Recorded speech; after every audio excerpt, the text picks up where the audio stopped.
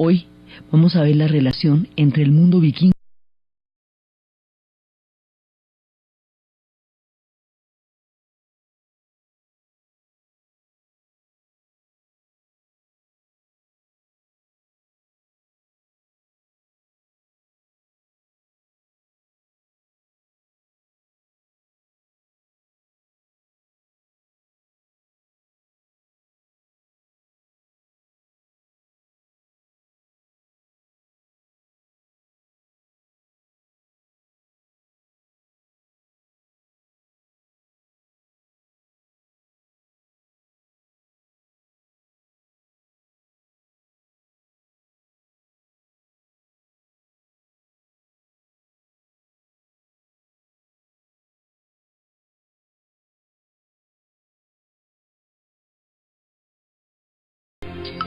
La vez pasada habíamos visto cómo era que los troncos vikingos habían formado un montón de naciones.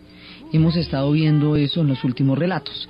Entonces nos enteramos de cómo ellos, a través del río Dnieper, atravesando los lagos, llegaron a Rusia y llegaron al mundo de los eslavos, y con los eslavos fundaron la nación de Rus. Esa fue la primera parte, procedente de Suecia, los suecos. Lo que hoy son los suecos, pero en esa época no existían las naciones, sino era una manera de denominarlos. A los suecos les decían Rus, los finlandeses, a los noruegos les decían Norseman. Eran diferentes maneras de llamar a unos pueblos que aún todavía no eran naciones. Ellos van a fundar junto con los eslavos la nación de Rus. Y esos son la rama de los que van a llegar a Constantinopla y de los que van a llegar a Bagdad a través del río Volga. Van a llegar hasta el otro extremo y van a entrar en contacto con las grandes civilizaciones, por un lado. Por otro lado, estábamos viendo cómo los noruegos van a entrar en las Hébridas, en las Orcadas, en las Islas Man, cómo van a ir a Groenlandia y cómo de Groenlandia van a llegar a América, a la Vinland, en lo que es equivalente a Canadá. Y cómo van a llegar también, a partir de las Hébridas y las Orcadas, van a llegar a Escocia. Entonces, esos son los noruegos. También vimos cómo los daneses van a llegar a Inglaterra, hasta que la conquisten completamente, y también van a llegar a Francia, y como al llegar a Francia la van a asolar de una manera tan terrible que los franceses, ya secos y hartos de la cantidad de oleadas vikingas, es que van a hacer un trato con una parte de ellos que son los normandos, a los que se les va a dar un territorio que se llamara la Normandía, para que pudieran tener su territorio y garantizaran de esa manera que jamás, nunca podría volver otra oleada de vikingos sobre el reino de los francos, porque si no, no se hubiera podido formar una nación con esta cantidad de oleadas permanentes de vikingos. Entonces estábamos viendo los troncos generales de cómo los vikingos van formando naciones a medida que van apareciendo sus oleadas. También a través de las oleadas es que ellos van a conectar las rutas. Ellos van a conectar en ese viaje hasta Bagdad y en ese viaje hasta Constantinopla. Ellos van a conectar la ruta del ámbar, que son las rutas bálticas que ellos tenían, con la ruta de la seda. Y al llegar a Bagdad también van a encontrarse con la ruta de la Arabia Feliz. Así que los vikingos serán unos dinamizadores de las rutas de comerciantes de la Europa y puentes de uniones también con el Asia, en la medida en que entronquen desde el lado europeo por la ruta del ámbar con lo que va a ser la ruta de la seda, que viene desde la China y que va atravesando lo que va a ser Afganistán, Uzbekistán, va a llegar al Palmira, a Siria, va a bajar por Egipto y va a llegar hasta Roma. Esa ruta que viene de toda la China, la de la seda, se va a encontrar con las rutas vikingas, y también la de la Arabia Feliz, que era la ruta de los inciensos que atravesaba la península. Entonces ellos forman naciones por un lado, por otro lado enlazan las rutas y establecen conectores históricos entre las civilizaciones a través de los productos, porque no solamente eran guerreros, también eran comerciantes, también tenían rutas y también llegaban hasta parajes lejanos en busca de productos. Entonces ellos son unos dinamizadores de Europa, son los que van a conectar y van a mover de tal manera la condición histórica de los europeos que van a crear nuevas eras a partir de su presencia en la historia. Entonces, eso por un lado. Ahora, ¿qué tienen que ver ellos con los germanos? Que era lo que habíamos quedado preguntándonos para esta ocasión. ¿Por qué tienen una mitología tan parecida? Van a la Valhalla, muchos de ellos. ¿Por qué tienen toda una acepción común? Los germanos son más antiguos. Se acuerda que los germanos estaban en las orillas del Imperio Romano. Entonces, los germanos no avanzaban sobre el Imperio Romano porque la fuerza de las legiones era tan supremamente grande que mantenía a raya a todos los pueblos que los romanos llamaban bárbaros. El término bárbaro viene de los griegos. Le decían bárbaros a todos los que no eran capaces de hablar en griego. Los pueblos que han sido hegemónicos muchas veces tienden a pensar que todos los que están fuera de su circunscripción no tienen su mismo nivel de civilización. Entonces los griegos llamaban bárbaros a todo el que no hablaba griego. Como los griegos van a ser fuente de los romanos que van a sentirse el centro del mundo y lo van a hacer durante mucho tiempo, consideran que todas las tribus que están alrededor de las fronteras de ellos son tribus bárbaras. Hay una frontera que es la frontera del Rin, el famoso río de Alemania. En esa frontera, de ahí para adelante, están los germanos, que siempre están acechando el imperio. Inclusive en una época les bajaron una legión completa porque se metieron en los bosques de la Germania, que era cuando Varo Quinquilio gritaba desesperado, le gritaban devuélveme mis legiones. Entonces ellos le cogieron desde ahí terror a los bosques, porque no podían, la legión se dispersaba en territorios boscosos. Ellos avanzan en territorio plano, pero en los territorios boscosos no. Entonces, los germanos están siempre a las orillas del Imperio Romano, están siempre acechando. Cuando el Imperio Romano se fragmenta, cuando el Imperio Romano decae en Occidente, decimos que en Occidente porque el Imperio Romano no decae en Oriente. En Oriente se va a formar Bizancio, el Imperio Romano de Oriente, cuya capital es Constantinopla. Ese va a durar 1000 años, ese va a caer es con los turcos otomanos. Pero como la historia la cuentan desde Europa, parece que toda Roma cayó. Toda Roma no cayó. Cayó la Roma de Occidente, pero la Roma de Oriente no cayó. Y allá no hubo los incendios, ni se interrumpió el conocimiento, ni se produjeron los procesos de fragmentación que se produjeron en la Europa occidental y que llegaron a un punto de desintegración tan grande que ellos lo llaman la Edad Media, media entre el tiempo romano y el tiempo del Renacimiento, entre los griegos y los romanos y el Renacimiento. Entonces, a los siglos que sucedieron ahí, que es donde está ubicado nuestro relato. Entonces, ¿qué pasa? Que la Roma de Oriente continúa, ella continúa su vida normal y Bizancio va a ser fantástico. En la Roma de Oriente, en la Roma de Occidente, cuando se produce la caída del imperio, en ese momento entran las legiones, todo el mundo de los germanos. Y los germanos van eventualmente a tomarse lo que antes fue el Imperio Romano. Los germanos se van a hacer increíblemente poderosos. Tanto van a bajar al mundo de los romanos como van a subir al mundo de los escandinavos. O sea, esas tribus se reparten para arriba y para abajo. Generalmente todas estas tribus tienen un origen indoeuropeo, que es del tronco de donde viene todo el mundo, que se considera, digamos, el origen de todos estos pueblos. Ellos suben, y en la medida en que suben, se van a encontrar con los nativos escandinavos que tenían sus asentamientos en esa época. Los escandinavos se van a mezclar con los germanos. Y los germanos son los que van a dar, digamos, como la fuerza civilizadora de lo que va a ser el mundo vikingo, son los germanos. O sea, son los papás de los vikingos, son los germanos, no es que estaban antes. Entonces se reúnen con pequeños asentamientos escandinavos que había ya en la península, pero la subida de los troncos germanos que van para el norte es la que va a dar el espectro de lo que más adelante va a ser el mundo vikingo. Entonces, si bien los vikingos son los abuelos de Europa, los germanos son los abuelos de los vikingos. Y por eso es que tienen esas mitologías tan parecidas, porque los germanos van a llevar sus dioses cuando se van para el norte, cuando van llegando hasta allá.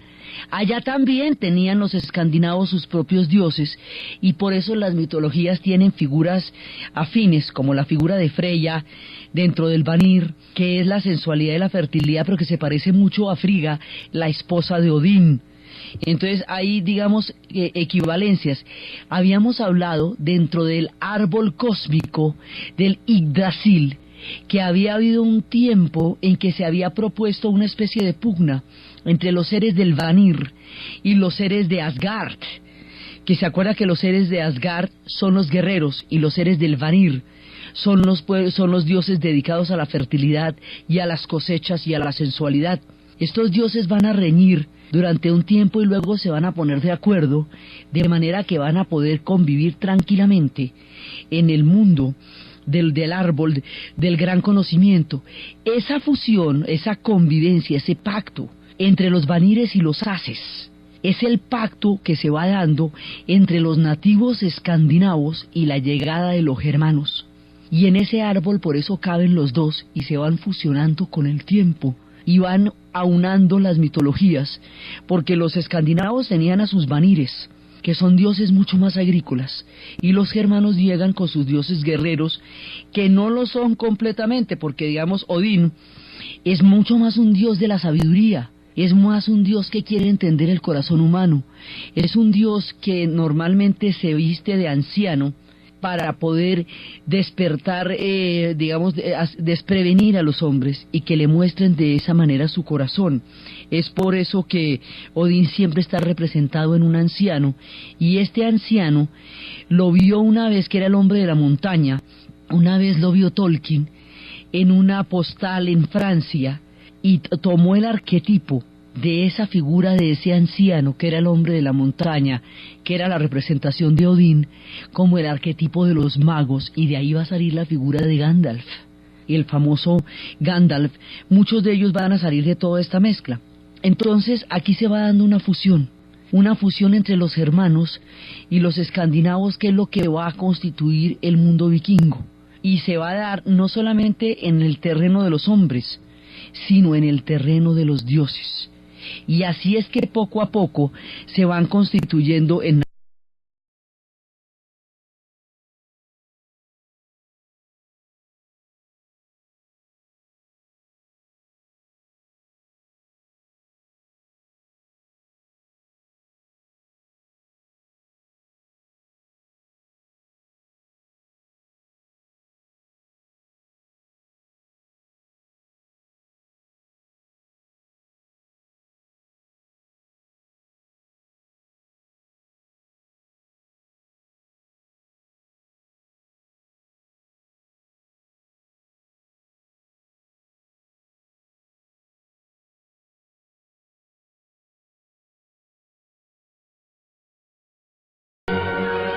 a medida que se van encontrando estos universos, los dioses se van fusionando, y ahí es cuando la idea de la Valhalla va a entrar en el mundo de los vikingos, va informando su mundo, y ahí es cuando vamos a ver a las valquirias, que son los dioses germanos que están llegando a Escandinavia.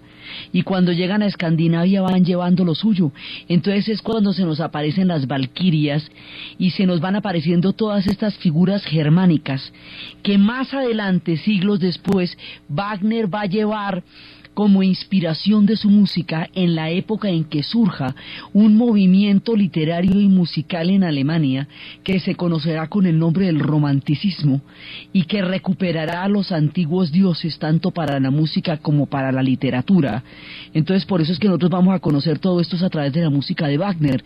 Vamos a conocer después a Sigfrido y el Anillo de los Nibelungos, y todo eso que lo vamos a ver más adelante es la manera como se entroncan todas estas mitologías. Entonces son las religiones de los antiguos dioses. Entonces los vikingos se van formando es con esta manera como los germanos se van extendiendo por Europa, para el norte y para el sur. Lo que pasa es que nosotros estamos mucho más acostumbrados a los relatos de cómo los germanos van hacia el sur, pero hacia el norte también fueron, Y allá fue donde encontraron el mundo de los escandinavos, con quienes hubo una fusión perfecta, tan armónica y tan profunda que es muy difícil distinguir las figuras de uno de los otros. Además, porque estas mitologías, estas religiones antiguas también varían de una región a otra, de un pueblo a otro, porque eran pueblos que estaban bastante distantes los unos de los otros. Entonces, estos germanos, que son una matriz también importantísima, empiezan a emigrar hacia el este de Europa y empiezan a llegar también a diferentes lugares. Van a llegar al sur también, van a llegar a Inglaterra, al sur de Bretaña. Cuando están emigrando para arriba van a llegar a Inglaterra. En Inglaterra a los germanos los vamos a llamar anglos, y esta tierra de Inglaterra es como Angloland, o sea, la tierra de los anglos, que es otra manera de decirle a los ingleses: ese es un tronco germano. Entonces se van a llamar los anglos, Angloland, y más adelante van a llegar otros pueblos que se van a llamar los jutos y los sajones. Por eso se van a llamar los anglos sajones. Es así como se les va a conocer. Entonces, cuando llegan los anglos y cuando llegan los sajones a esa Inglaterra, como Inglaterra formó parte del Imperio Romano, los romanos llegaron hasta Bretaña y allá estuvieron mucho tiempo, se alcanzaron a cristianizar en Bretaña. Entonces, cuando llegan, se van a encontrar con un pueblo que ya conoció el cristianismo y que estaba habitado fundamentalmente por celtas. ¿Se acuerda que habíamos visto que los celtas estaban allá hace rato? Entonces, estos celtas ya eran cristianos, porque la época y la influencia del Imperio Romano, cuando el Imperio Romano se cristianiza, deja la llegada de la religión cristiana a la isla. Entonces, ahora, con la llegada de los vikingos, con la llegada de los germanos primero, vuelven los viejos dioses, vuelve Odín y vuelve Thor. Entonces, antes teníamos a los druidas y las religiones del bosque, luego llega el cristianismo y se asienta, que duró ya hacía más de 100 años, lo estaba ya. Ahora vuelven otra vez los dioses del bosque en su forma de Thor y de Odín, vuelve el mundo de Asgard. Entonces, las sucesivas oleadas de pueblos del bosque con los pueblos cristianos van a formar una cantidad de sincretismos, porque el cristianismo se va a tener que volver otra vez a encontrar con los antiguos dioses y otra vez a establecer los sincretismos que tuvo que haber establecido con los celtas primero. Ahora le toca otra vez volver a ver todo el mismo rollo, pero con los pueblos procedentes de los germanos, y más adelante le va a tocar volver a hacer otra vez el mismo cuento cuando lleguen los vikingos, las siguientes oleadas un poquito más tarde. O sea, son varias épocas en las cuales llega el cristianismo, vuelven los pueblos del bosque, llega el cristianismo, vuelven los pueblos del bosque, como una lasaña, capas y capas, y de esa manera se van fusionando las antiguas historias de los pueblos del bosque con el cristianismo, y va cogiendo. Por eso el cristianismo en esas áreas tiene unas características diferentes, tiene las cruces y los talismanes se funden, las cruces tienen unas simbologías completamente diferentes, las iglesias se van a hacer en los lugares sagrados donde anteriormente moraban los dioses del bosque. Allí donde eran los lugares sagrados del bosque, allí también van a llegar las iglesias. Entonces, esto va a ser una tensión entre el mundo de las religiones del bosque y el mundo cristiano durante muchos siglos, hasta que finalmente el cristianismo se termina imponiendo, porque tiene un cuerpo doctrinario y una jerarquía eclesiástica que no tienen los pueblos de las religiones del bosque. Las religiones del bosque no son hegemónicas en el sentido, no pretenden tener un cuerpo de doctrina ni un sacerdocio. Son religiones que tienen más bien chamanes como guías, pero no tienen una organización porque no pretenden eso. Son religiones de pueblos que habitan geografías muy difíciles y muy distantes unas de las otras. Entonces, eventualmente el cristianismo les va a terminar ganando a las religiones del bosque por su capacidad de organización, y las religiones del bosque van a quedar confinadas a los cuentos de hadas, y por la vía de los cuentos de hadas al inconsciente colectivo. porque van a quedar metidas en los cuentos de los niños a la hora de dormir. Eso lo veremos en su momento, porque serán hombres como los hermanos Grimm los que hagan esa transición entre las grandes historias y los cuentos de hadas. Entonces, aquí se van formando todas esas historias, inclusive los mitos de Robin Hood. Es en la época de los anglos, precisamente cuando la pelea contra los anglos y los sajones de parte de los celtas, ahí van entrando los diferentes mitos, y cada uno de ellos representa la lucha de un pueblo contra las oleadas de los siguientes pueblos. Entonces, primero estaban los celtas, llegan los romanos, después de los romanos llegan los germanos, que son los anglos y los sajones, y más adelante van a llegar los descendientes de estas tribus, que van a ser los vikingos propiamente dichos, que en Inglaterra van a ser los daneses, pero son descendientes de los germanos, o sea, son de la fusión, así como los rusos son descendientes de la fusión que se produjo entre los varegos y los eslavos, y eso va a formar la nación de Rus. Los escandinavos son también una fusión entre los pueblos nativos de Escandinavia y las tribus germanas que se aventaron al norte y se metieron en las frías y terribles tierras del norte, del puro norte de Escandinavia. Ahora, ¿qué es lo que va a pasar con las dos mitologías también? Pasa lo siguiente, es que resulta que toda la mitología de las valquirias y toda la mitología de Wagner, que va a dar, digamos, un imaginario y un soporte a la nación alemana, va a ser, digamos, un tronco. Por el otro lado están los ingleses, y resulta que los ingleses, o sea, todo el resultado de los anglos, de los jutos, de los celtas, de los sajones, que va a formar Inglaterra, de esa nación, ellos primero van a acuñar el idioma mucho antes. El inglés se va a acuñar mucho antes como idioma que el alemán, porque es en pleno medioevo cuando Geoffrey Chaucer va a acuñar el idioma inglés, mientras que el alemán queda oficialmente acuñado como idioma cuando Martín Lutero vaya a traducir la Biblia al alemán, ya en tiempos de la imprenta, en tiempos de Gutenberg y en tiempos de la Reforma.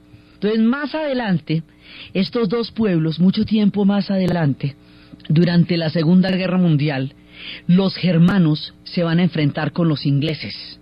Los ingleses van a ganar esa guerra, y los ingleses además fueron un imperio, y al ser un imperio tan grande, y al haber abarcado toda la tierra, y al haber universalizado su idioma, universalizaron sus mitos, y por eso se conocen los mitos de los ingleses.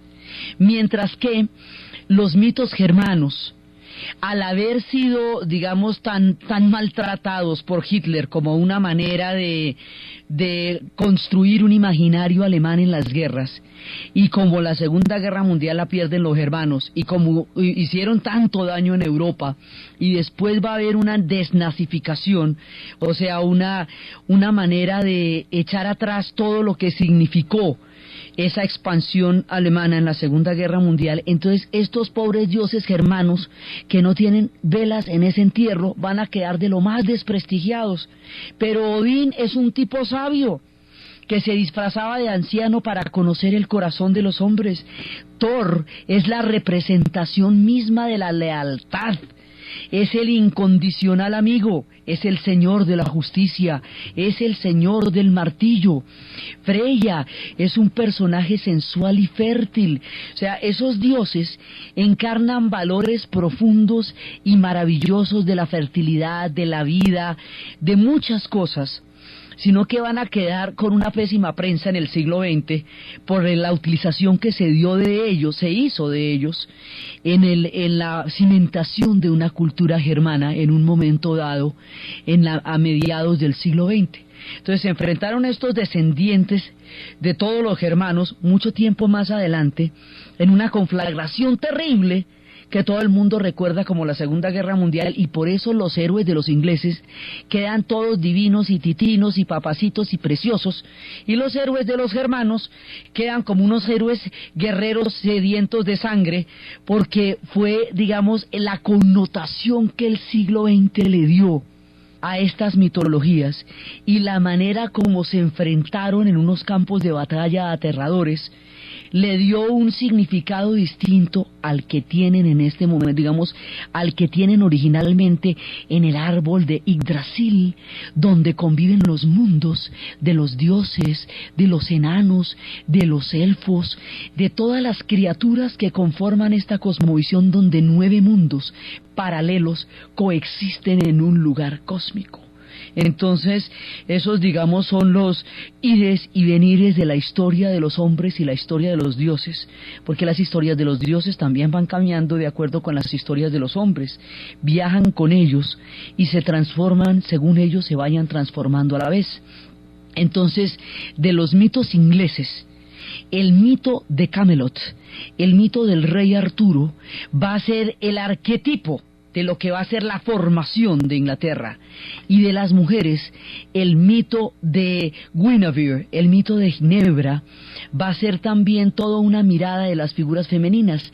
De ese mito, Lorena McKenneth va a hacer una versión bellísima que se llama La Dama de Shalott, que es la representación de Ginebra, esta mujer que nace en un mundo esplendoroso, que sabe que llegará a Camelot y que sabe que algún día una maldición surcará su vida, pero ella no sabe cuál es, ni sabe cómo llegará, ni de qué manera aparecerá. Ella solo lo sabe cuando se entre en contacto con ella, y entrará en contacto con la maldición solamente cuando mire por primera vez a los ojos al caballero Sir Lancelot. Solo entonces sabrá que la maldición había llegado a su vida como había sido profetizada desde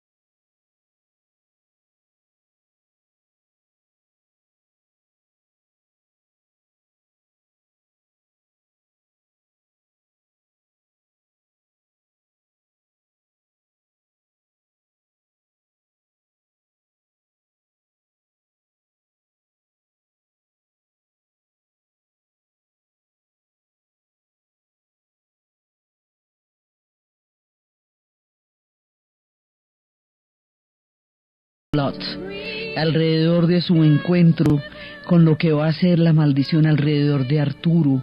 Se va a crear toda la concepción del mundo de los ingleses alrededor de la figura del rey y de la espada, porque la espada, el rey y la tierra serán uno solo. Entonces esa es la manera como los ingleses van a acuñar toda la cantidad de influencias que vienen de los pueblos que los formaron a ellos. Entonces, los vikingos son los abuelos de los ingleses, de los franceses, de todos los pueblos europeos, y los germanos son los abuelos de los vikingos. O sea, los germanos son la primera oleada que arranca desde el siglo V después de Cristo, cuando el Imperio Romano cae y empieza a moverse por toda Europa, y al moverse por toda Europa va formando pueblos, troncos y matrices. De esos pueblos que va formando van a salir los futuros vikingos. Los vikingos en nuestro relato están en el siglo VII y en el siglo VIII y en el siglo IX y X. ¿Sí? Es nuestra era. Ellos frisan el año 1000. Entonces están un poco de tiempo después, ya son descendientes de estos, pero van a crear una cultura propia a partir de la cultura de los germanos, con la propia que ellos tienen, y van a formar estas grandes mitologías, que por eso son tan increíblemente similares, porque son unas mitologías de fusión entre los dioses que llevaban los germanos y los dioses que tenían los escandinavos para formar el gran mundo de los vikingos. Entonces, dentro de esas antiguas religiones está, por un lado, pues Odín, que hemos visto que es el máximo de los dioses de Asgard. hemos visto antes cómo había una tierra de los gigantes y ellos derrotaron a los gigantes y crearon a los dioses primigenios, y esos dioses primigenios viven en Asgard y siempre están en cuidado contra los gigantes. O sea, los gigantes siempre están amenazándolos. Y por eso es que el camino del arco iris hay que tenerlo permanentemente custodiado para que no vayan a subir los gigantes.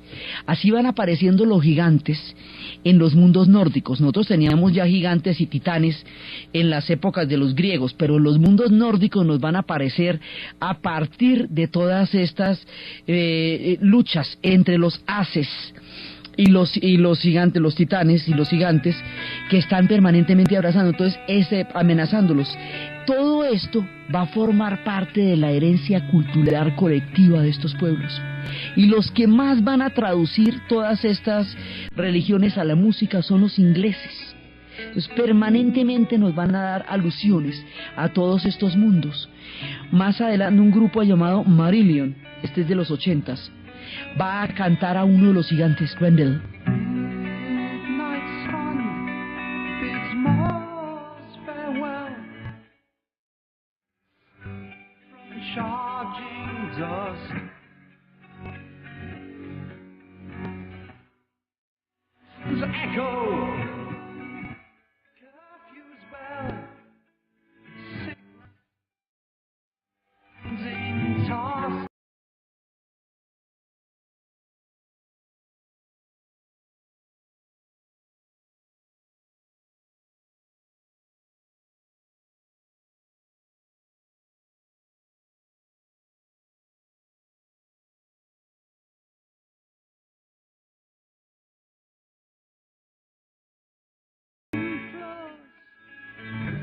Estos mundos de los caballeros, de los gigantes, de los dioses, de los hombres y de todas las criaturas paralelas, después se escucharán en el rock mucho tiempo más adelante, cuando los descendientes de todos estos dioses y de todos estos hombres se vuelvan músicos. Entonces se van formando todas estas amalgamas y están todos estos mundos, y dentro de ellos está la figura de Thor. La figura de Thor es muy importante. Thor tiene muchas similitudes con Hércules en la medida en que era un niño prodigiosamente fuerte, de carácter dulce, pero de todas maneras capaz de le dar unas chiripiorcas miedosísimas que no se las podían controlar.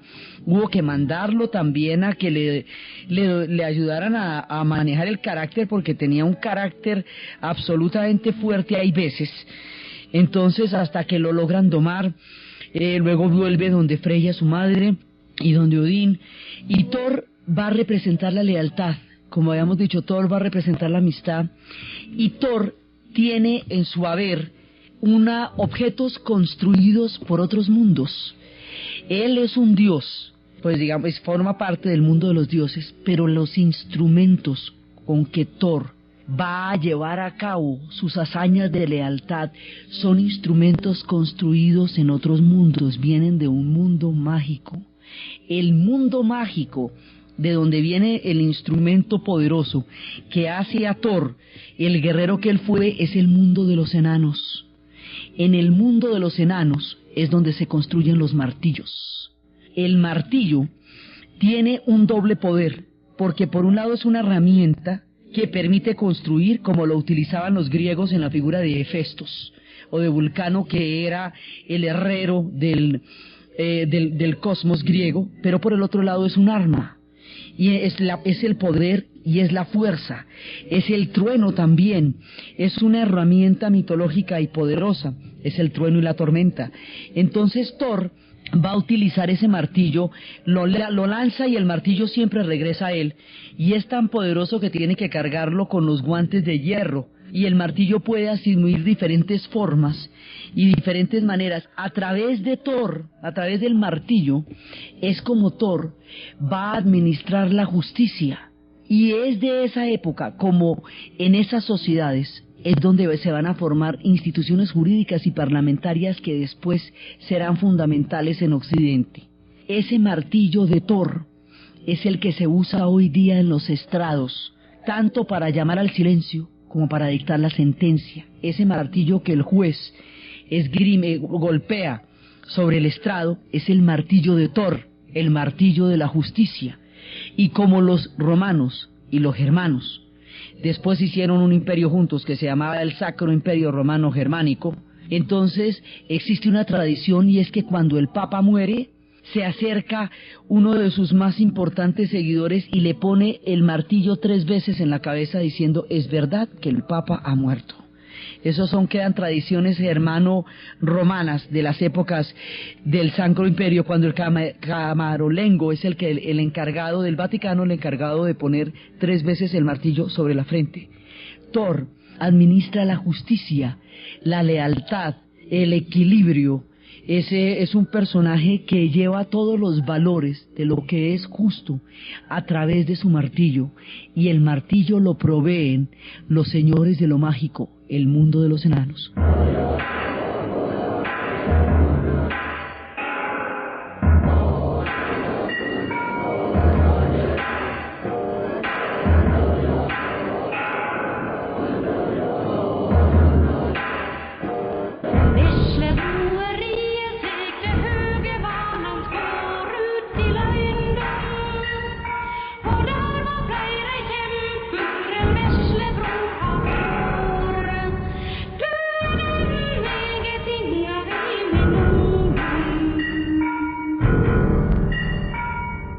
Estos martillos vienen del mundo de los enanos, y ese es un mundo mágico. Acuérdense que estamos hablando de 9 mundos. Esto quiere decir que hay una cantidad de criaturas que coexisten de manera paralela en mundos paralelos dentro del gran árbol de Yggdrasil. Entonces, en nuestro relato, por un lado estamos manejando los mundos cósmicos, que son 9 en el árbol de Yggdrasil, y por el otro lado estamos manejando el mundo de los hombres. Entonces, cuando estamos hablando de los pueblos, que si los germanos, que si los vikingos, que si los sajones, que si los anglos, esos son los hombres, del mundo de los hombres. Cuando estamos hablando de Thor, estamos hablando del mundo de los dioses y particularmente de Asgard, la morada de los dioses. Cuando estamos hablando de los enanos, estamos hablando de otro de los mundos. O sea, hay muchos planos de relato en nuestra historia de los vikingos, porque ellos se mueven en muchos mundos. Los mundos de los hombres y los mundos de los dioses. Entonces, los enanos son los que aportan la mayor cantidad de magia a estos mundos, porque no solamente son los constructores del martillo, lo cual ya les da un lugar absolutamente importante, porque es el lugar de Thor, y Thor pues es de los grandes dioses de Asgard. Los enanos también son los constructores de los anillos, y al ser los constructores de los anillos, son de una importancia fundamental. ¿Por qué? Porque el anillo, por su forma circular, sin principio ni fin, simboliza la totalidad y simboliza la eternidad, y representa los vínculos más profundos, conjura las uniones, es el que hace que las haga duraderas. Por eso más adelante en las eras cristianas, ya cuando llegue la época cristiana, sellará el vínculo del matrimonio, establecerá las jerarquías entre los prelados de la iglesia, donde el anillo es fundamental. En el tiempo de los caballeros, en la heráldica, es el símbolo de lealtad y de constancia del vínculo.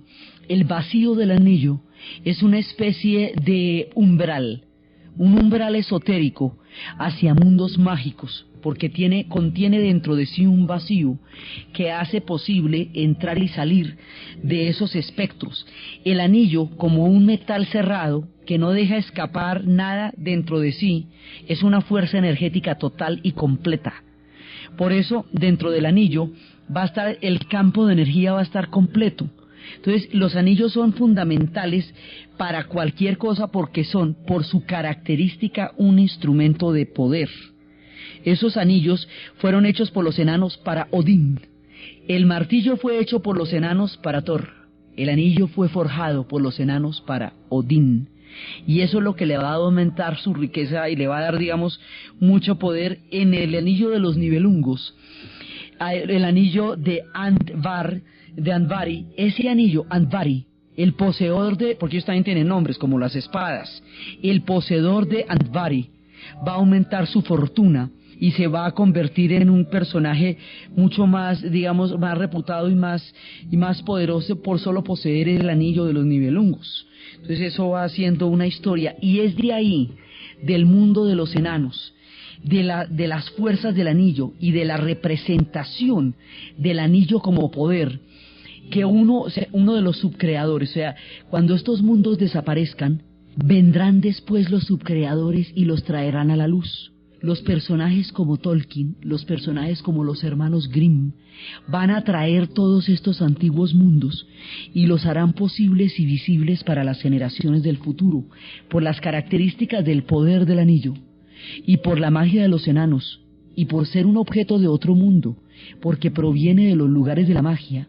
Por eso, Tolkien nos decía que se necesitaban 3 anillos para el rey de los elfos bajo el cielo, 7 para los señores enanos en la casa de piedra, 9 para los hombres mortales condenados a muerte, 1 para el señor oscuro sobre el trono oscuro, en la tierra de Mordor donde se extienden las sombras, 1 anillo para gobernarlos a todos, 1 anillo para encontrarlos, 1 anillo para traerlos a todos y atarlos a las tinieblas, en la tierra de Mordor donde se extienden las sombras.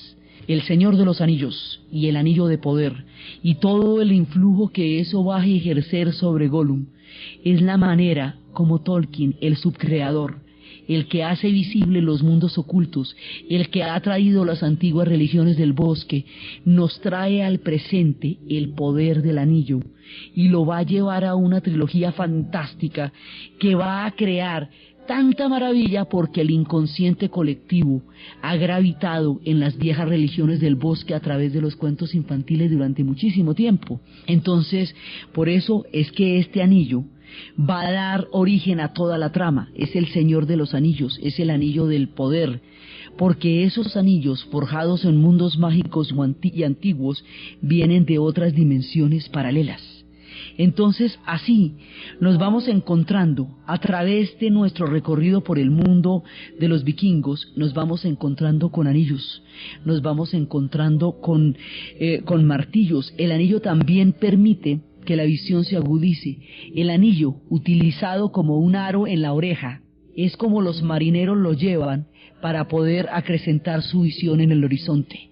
Se dice que el marinero que lleva el arete, y eso digamos fue siempre una tradición del mar, tiene una capacidad para ver mucho más allá del horizonte, porque la magia del anillo le permite esclarecer su visión.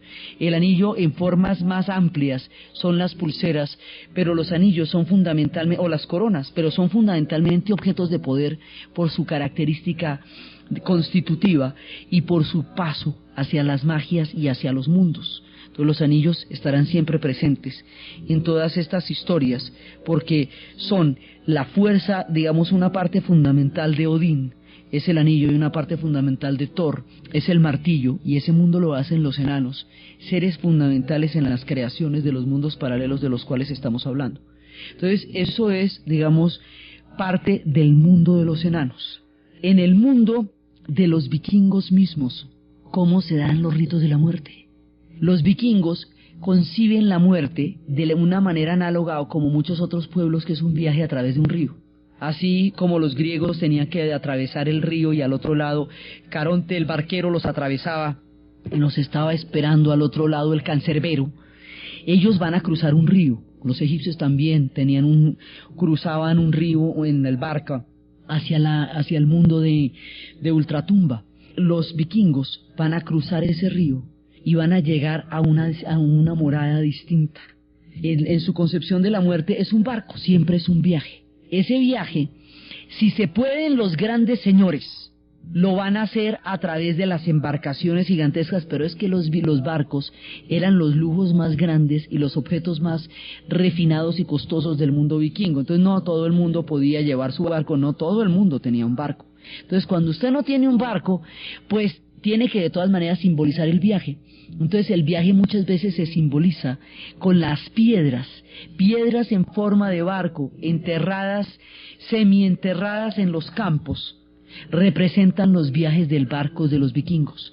Algunas veces los barcos se quemaban, los llevaban quemándose con los restos de los grandes señores, otras veces eran entierros. Si todos se hubieran quemado no hubiéramos podido tener ninguna evidencia de dónde venían. Pero los había enterrados, que son los que se han encontrado intactos con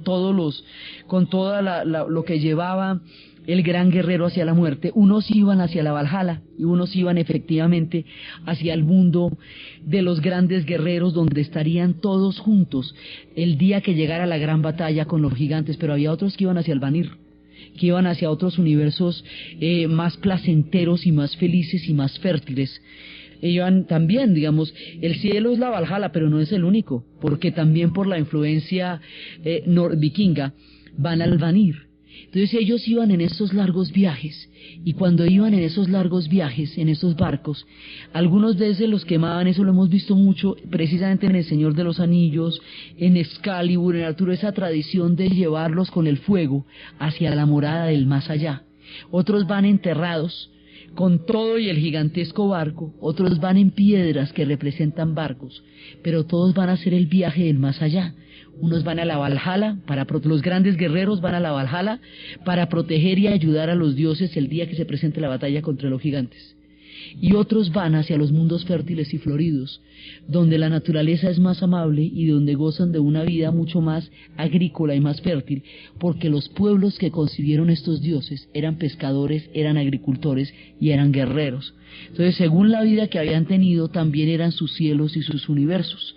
Estas tradiciones se ven en muchísimas culturas, y también Lorena McKennitt nos cuenta de cómo estas tradiciones de las almas que van atravesando los ríos y van llegando su viaje hacia la ultratumba, algunos con fuegos, otros con flores, van atravesando el río del viaje hacia el otro mundo.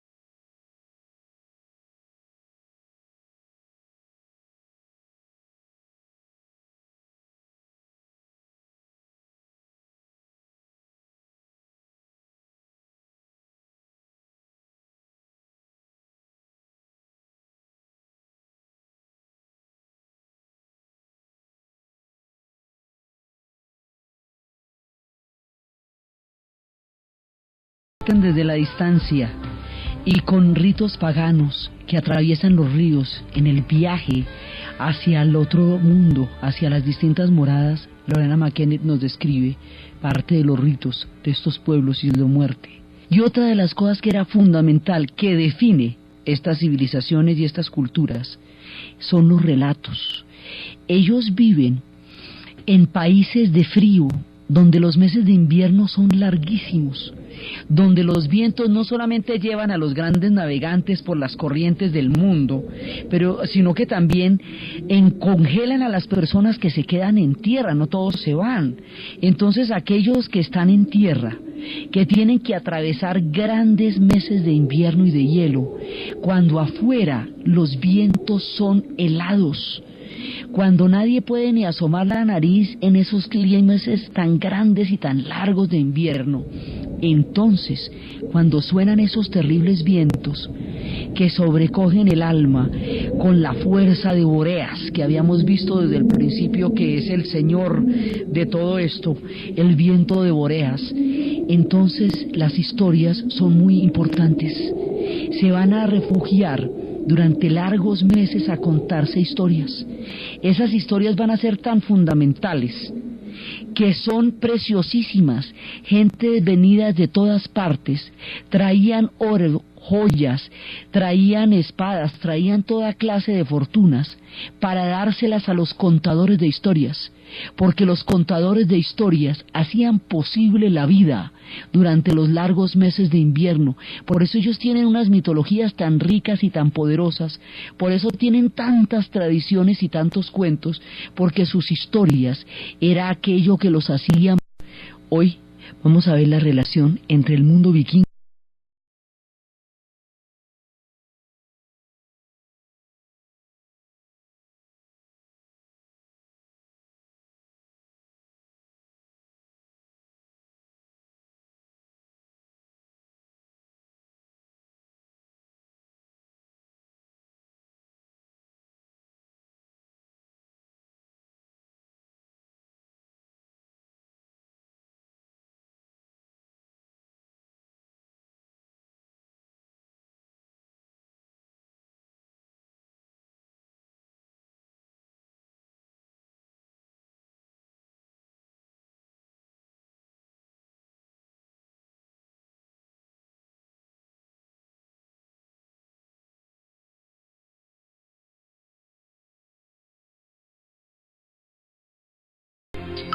La vez pasada habíamos visto cómo era que los troncos vikingos habían formado un montón de naciones. Hemos estado viendo eso en los últimos relatos. Entonces nos enteramos de cómo ellos, a través del río Dnieper, atravesando los lagos, llegaron a Rusia y llegaron al mundo de los eslavos, y con los eslavos fundaron la nación de Rus. Esa fue la primera parte procedente de Suecia, los suecos.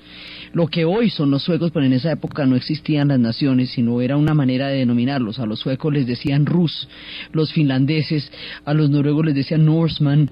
Eran diferentes maneras de llamar a unos pueblos que aún todavía no eran naciones. Ellos van a fundar junto con los eslavos, ellos van a conectar la ruta del ámbar, que son las rutas bálticas que ellos tenían, con la ruta de la seda. Y al llegar a Bagdad también van a encontrarse con la ruta de la Arabia Feliz. Así que los vikingos serán unos dinamizadores de las rutas de comerciantes de la Europa y puentes de uniones también con el Asia, en la medida en que entronquen desde el lado europeo por la ruta del ámbar con lo que va a ser la ruta de la seda, que viene desde la China y que va atravesando lo que va a ser Afganistán, Uzbekistán, va a llegar al Palmira, a Siria, va a bajar por Egipto y va a llegar hasta Roma. Esa ruta que viene de toda la China, la de la seda, se va a encontrar con las rutas vikingas, y también la de la Arabia Feliz, que era la ruta de los inciensos que atravesaba la península. Entonces ellos forman naciones por un lado, por otro lado enlazan las rutas y establecen conectores históricos entre las civilizaciones a través de los productos, porque no solamente eran guerreros, también eran comerciantes, también tenían rutas y también llegaban hasta parajes lejanos en busca de productos.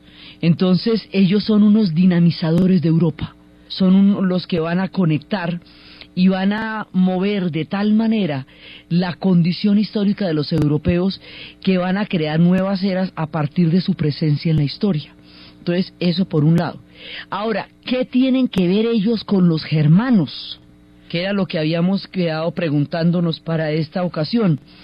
¿Por qué tienen una mitología tan parecida? Van a la Valhalla muchos de ellos. ¿Por qué tienen toda la... cae en Occidente? Decimos que en Occidente porque el Imperio Romano no decae en Oriente.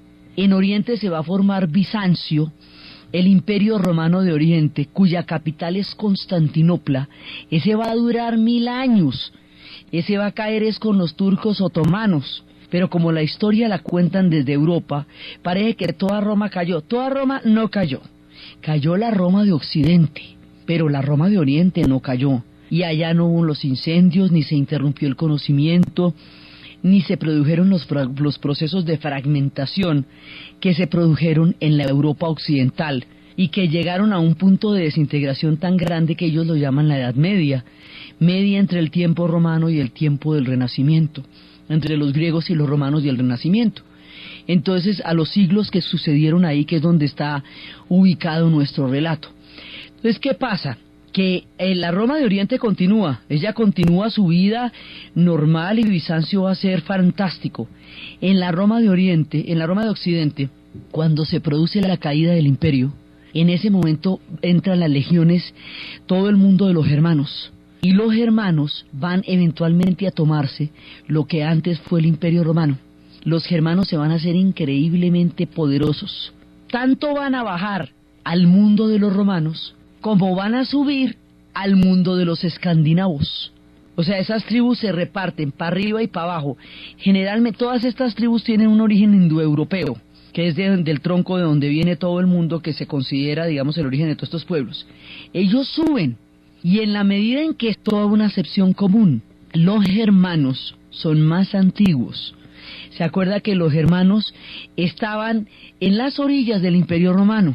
Entonces, los germanos no avanzaban sobre el Imperio Romano porque la fuerza de las legiones era tan supremamente grande que mantenía a raya a todos los pueblos que los romanos llamaban bárbaros. El término bárbaro viene de los griegos. Le decían bárbaros a todos los que no eran capaces de hablar en griego. Los pueblos que han sido hegemónicos muchas veces tienden a pensar que todos los que están fuera de su circunscripción no tienen su mismo nivel de civilización. Entonces los griegos llamaban bárbaros a todo el que no hablaba griego. Como los griegos van a ser fuente de los romanos que van a sentirse el centro del mundo y lo van a hacer durante mucho tiempo, consideran que todas las tribus que están alrededor de las fronteras de ellos son tribus bárbaras. Hay una frontera que es la frontera del Rin, el famoso río de Alemania. En esa frontera, de ahí para adelante, están los germanos, que siempre están acechando el imperio. Inclusive en una época les bajaron una legión completa porque se metieron en los bosques de la Germania, que era cuando Varo Quinquilio gritaba desesperado, le gritaban: devuélveme mis legiones. Entonces ellos le cogieron desde ahí terror a los bosques, porque no podían, la legión se dispersaba en territorios boscosos. Ellos avanzan en territorio plano, pero en los territorios boscosos no. Entonces, los germanos están siempre a las orillas del Imperio Romano, están siempre acechando. Cuando el Imperio Romano se fragmenta, cuando el Imperio Romano de la nación de Rus, y esos son la rama de los que van a llegar a Constantinopla y de los que van a llegar a Bagdad a través del río Volga, van a llegar hasta el otro extremo y van a entrar en contacto con las grandes civilizaciones, por un lado. Por otro lado, estábamos viendo cómo los noruegos van a entrar en las Hébridas, en las Orcadas, en las Islas Man, cómo van a ir a Groenlandia y cómo de Groenlandia van a llegar a América, a la Vinland, en lo que es equivalente a Canadá.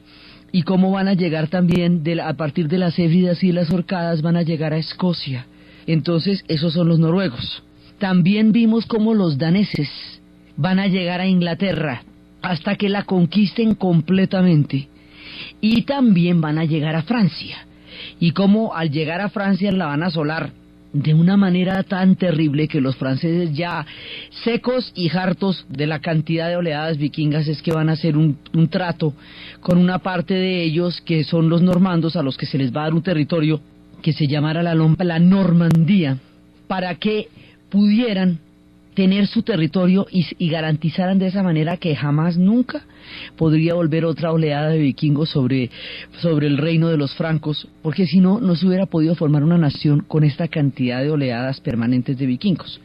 Entonces estábamos viendo los troncos generales de cómo los vikingos van formando naciones a medida que van apareciendo sus oleadas. También a través de las oleadas es que ellos van a conectar las rutas. Ellos van a conectar en ese viaje hasta Bagdad y en ese viaje hasta Constantinopla